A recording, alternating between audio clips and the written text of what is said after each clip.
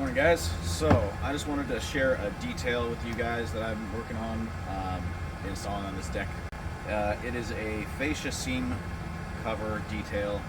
So whether you're dealing with PVC or composite fascia, with temperature it expands and contracts, and having butt joints where you have two pieces, fascia only comes in 12-foot pieces. So if your deck's longer than 12 feet, you're going to have a seam.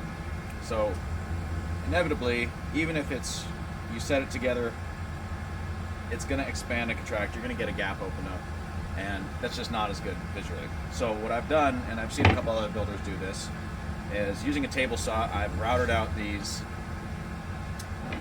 and what's going to happen, you can see with this detail, the fascia will slide in behind it.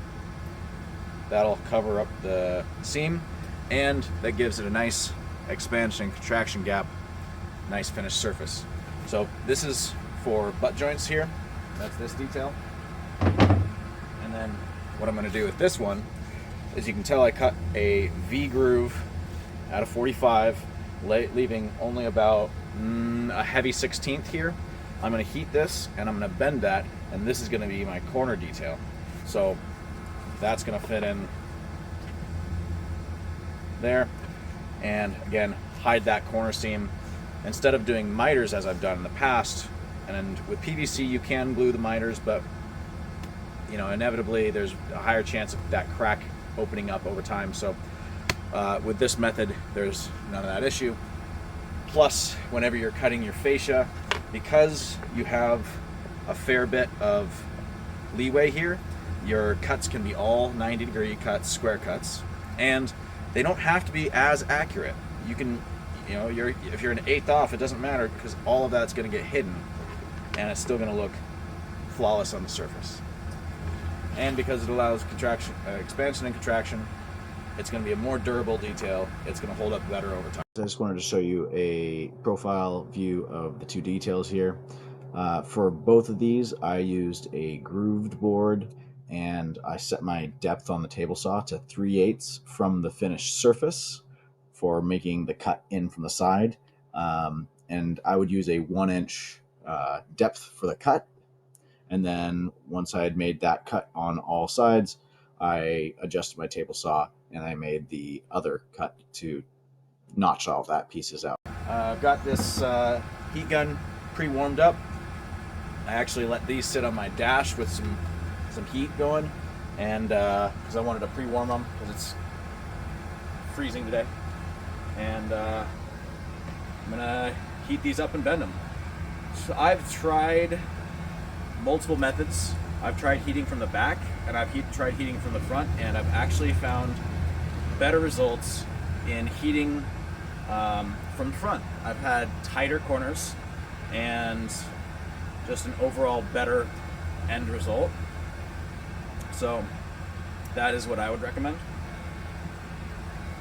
I experimented with a dozen or so scraps, and I'm not giving much pressure, just I'm squeezing just a little bit, and once it gets up to temperature, it'll bend on its own.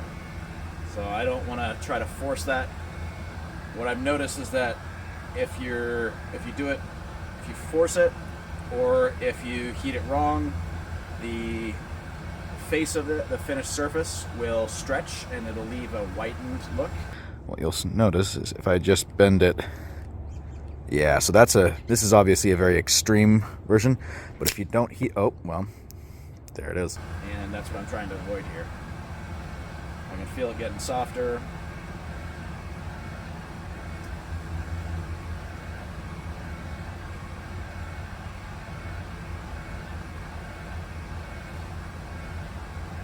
Oh, here it goes.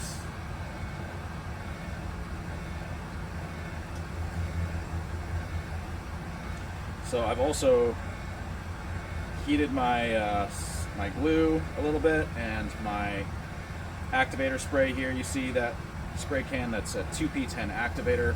What that does is it triggers the super glue to bond even faster, to cure faster, so that I only need to hold this together for a few seconds and it will make the bond. Oh, beautiful. That's turning out super nice. Okay.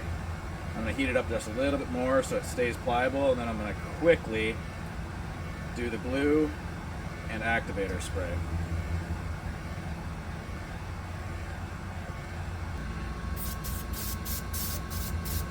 Making sure not to get the activator on the side that I'm gluing. Come on. There we go. Nice good bead. Nice strong bead. Keep that heated up. It cooled down a little bit while I was handling it. I don't want to force it closed, so I don't want to stretch that surface. There we go.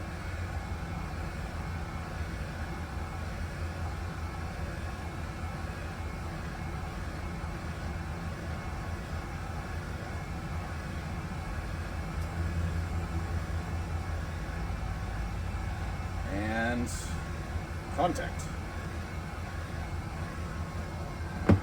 Okay, so I'm just holding that nice and squeezed, letting that set. Here is the finished detail. Hopefully you can see that. Let's see. There we go. The light is a little bit. There we go.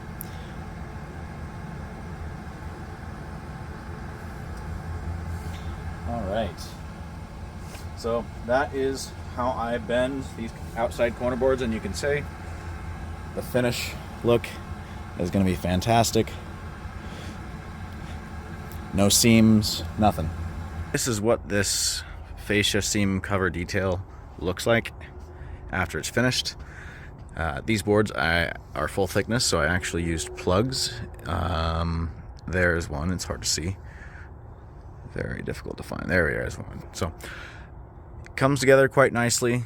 These boards are just loose laid up there. I'm gonna get them all in place and cut them tomorrow, fasten them down and all that. But the fascia is done.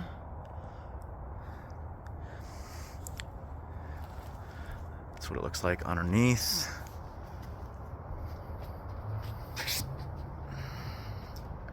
So again, the nice thing about this detail is that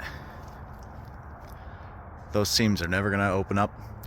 All of these blocks are placed right where there's going to be a railing post. These are going to get aluminum TimberTech Impression Rail Express aluminum railing in black. So those are going to line up. Everything's going to be nice and pretty. Hope that helps. Give it a go.